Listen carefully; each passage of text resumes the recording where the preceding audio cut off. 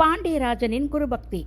என் கணவர் இன்றும் பாக்கியராஜ் அவர்களை என் டைரக்டர், என் குரு என்றுதான் சொல்வார். நான் பெயரை சொன்னால் கூட அவர் சொல்ல மாட்டார். பாரதி ராஜாவின் சீடர் பாக்கியராஜ், அவரது சீடர் பாண்டியராஜன். இது குருவழி பரம்பரைன்னு சொல்லுவாங்க. அந்த வகையில் அந்த காலத்தில் ரசிகர்களின் ரசனையை புரிந்து கொண்டு நல்ல நல்ல படங்களாக வெளிவந்தன. அது 80களில் நடந்தது. என்னை அசிஸ்டண்டாக ஏத்துக்கன்னு காலில் விழுந்து கதறினேன் என பாக்கியராஜிடம் சேர்ந்தது குறித்து நடிகரும் இயக்குனருமான பாண்டியராஜன் பேட்டி ஒன்றில் பெருமையாக கூறியிருக்கிறார்.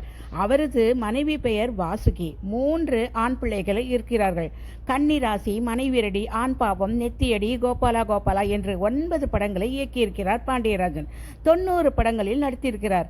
நெத்தியடி படத்தில் ஜனகராஜ் பாண்டியராஜன் காம்பினேஷனில் காமெடி சரி ஃபேமஸ்ங்க. வேலு, உப்பு போட்டியா, எவ்வளவு போட்ட, இதை மறக்கவே முடியாதுங்க. இவருடைய வெற்றிக்கு காரணம் குருபக்தியே என்று சொல்கிறார்கள்.